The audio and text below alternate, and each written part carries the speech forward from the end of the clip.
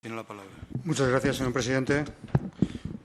Bueno, quisiera agradecer la comparecencia y al mismo tiempo la sinceridad. La verdad es que yo, a diferencia de mis anteriores compañeras, me siento absolutamente complacido de su intervención. La verdad es que ha dado usted plena satisfacción a las expectativas que yo tenía de su comparecencia. Es decir, ¿qué se puede esperar si no del representante de las entidades financieras de este país después de su comportamiento en la creación de la burbuja y en el sálvese quien pueda de la burbuja? La verdad es que, claro, pedirle a usted otra cosa hubiera sido pedirle al agua seca y, por lo tanto, yo le agradezco sinceramente su sinceridad.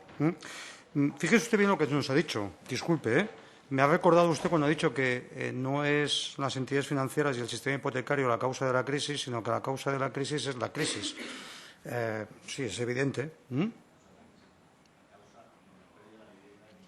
Sí, es verdad. Me ha recordado usted los partes sanitarios en algún momento. Dice, murió de paro cardíaco. Y eso sirve cuando le cae a uno un camión encima, cuando tiene un shock aséptico o cualquier cosa. Siempre, al final, lo que le falla a uno es el corazón. Por supuesto, la crisis. Pero, la verdad, a estas alturas,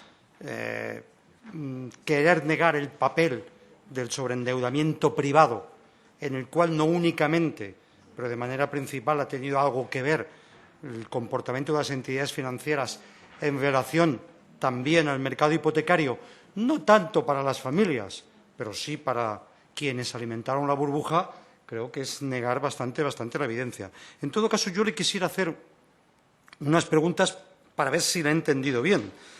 Usted ha insistido en mantener el actual modelo hipotecario, vinculando ese modelo hipotecario al acceso a la vivienda como si ese, el de la propiedad con préstamo y con garantía hipotecaria, fuera el único camino que este país debe esperar en el futuro para que sus ciudadanos accedan al derecho a la vivienda, como si no hubieran otros mecanismos que fueran, por ejemplo, desincentivar el acceso a la propiedad, no facilitando créditos en determinadas condiciones, ¿por qué no?, e incentivando al mismo tiempo el acceso a la vivienda en régimen de alquiler, que creo que se ha olvidado usted de decir cuando ha comparado países con el nuestro, que es, sin duda, una manera tan digna como cualquier otra que tienen los europeos de acceder a la vivienda. ¿Se ha planteado usted que esa estructura de acceso a la vivienda en España tiene algo que ver con la escasa política de incentivo de la vivienda de alquiler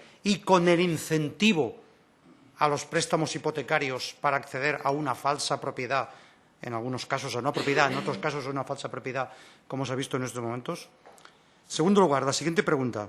Insiste usted mucho en el buen funcionamiento del mercado hipotecario, sobre todo basando en que los bajos tipos de interés han permitido el acceso de los españoles a la propiedad. En ese buen funcionamiento del mercado hipotecario, ¿usted incluye también algunas prácticas, por ejemplo, la concesión de hipotecas por encima del valor de tasación, incluso, como se ha visto en la anterior comparecencia, por estudios realizados por expertos, por el 120 y 125% del valor de la tasación? ¿Incluye usted en el buen funcionamiento del mercado hipotecario el hecho de que se hayan puesto en práctica hipotecas con garantías cruzadas, especialmente para los inmigrantes, que cuando uno de ellos deja de pagar esa hipoteca comporta riesgo de pérdida de la vivienda para el conjunto de los que fueron incorporados a ese peculiar sistema? ¿Incluye usted también en esas buenas prácticas del mercado hipotecario las adjudicaciones de los bancos como acreedores por precios bajísimos para luego la comercialización por un precio superior, sin revertir ese beneficio en el que se queda después con el crédito latente y que responde con él con su patrimonio presente y futuro? ¿Incluye usted también en ese buen funcionamiento del mercado hipotecario haber alimentado a través de ese crédito hipotecario no la compra de viviendas para su uso como primera vivienda, sino toda la burbuja de especulación sobre el suelo?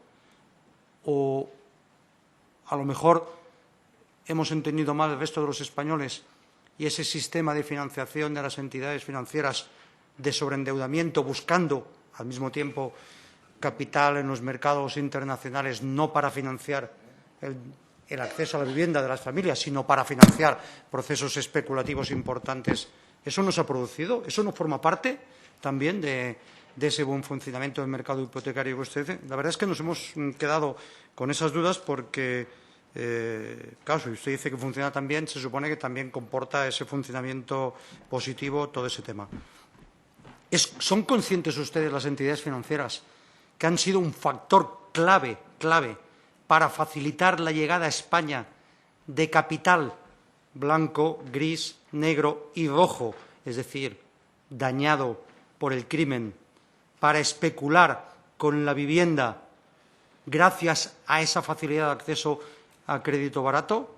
¿Tiene algo que ver Lloret y algunas de las otras cosas que han pasado en el litoral mediterráneo con ese buen funcionamiento del sistema financiero y especialmente del mercado hipotecario que usted nos refería? Otra pregunta que me gustaría plantearles. Usted ha hecho referencia a la morosidad del 3,63% de los particulares y al impacto que eso supondría el establecer cambios en el sistema hipotecario en estos momentos. Pero me ha parecido que usted obviaba que gran parte del agujero provocado en los balances de los bancos no viene provocado por la morosidad de esas familias, sino viene provocado por la morosidad de las inmobiliarias, a las cuales parece que ustedes han aceptado fórmulas, si no idénticas, parecidas o iguales a la dación en pago. La dación en pago se acepta en estos momentos a las inmobiliarias y, en cambio, no a las familias. ¿Nos puede usted explicar si eso también forma parte del buen funcionamiento del mercado hipotecario que usted nos propone continuar en el futuro? Y en relación a ese tema, ¿tienen ustedes calculado el importe de créditos que ustedes han condonado como consecuencia, condonado no sería la expresión, han asumido como consecuencia de la dación en pago a esas inmobiliarias? ¿Qué importe tendría y qué comparación eso supone en relación a lo que comportaría que una parte de los que en estos momentos son créditos con garantía hipotecaria de las familias pudieran dejarse de abonar? Disculpe, esto no estaba previsto. Por último, una cosa importante. Ha insistido usted en el tema de fondo, claro. Aceptar en estos momentos la dación en pago con efectos retroactivos supondría poner en riesgo el funcionamiento de los títulos hipotecarios, de las cédulas hipotecarias, por un importe global activo superior a los 600.000 euros en estos momentos, 600.000 millones de euros en estos momentos.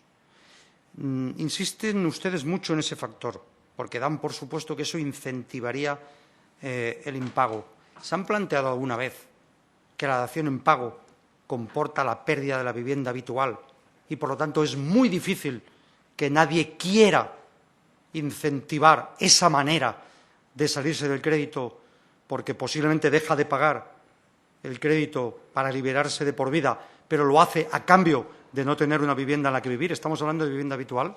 ¿Se han planteado ustedes que a lo mejor esa previsión que hacen de impago, de incentivo del impago, no sería tal y que planteándola para las situaciones que les estamos planteando a algunos, supondría un equilibrio más justo que el que está en estos momentos, que aceptan ustedes la dación en pago para las inmobiliarias y no para las familias?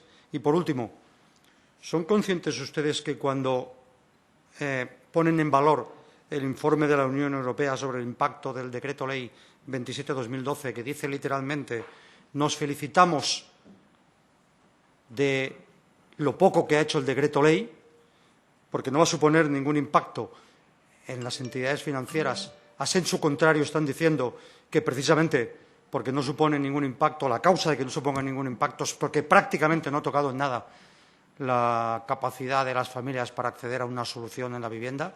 Es decir, ¿no se dan cuenta ustedes que cada vez que utilizan el argumento de «nos parece bien la legislación que aprueba el Gobierno porque no afecta a los bancos», a sensu contrario están diciendo «nos parece bien porque no resuelve el problema de las familias»? Muchas gracias.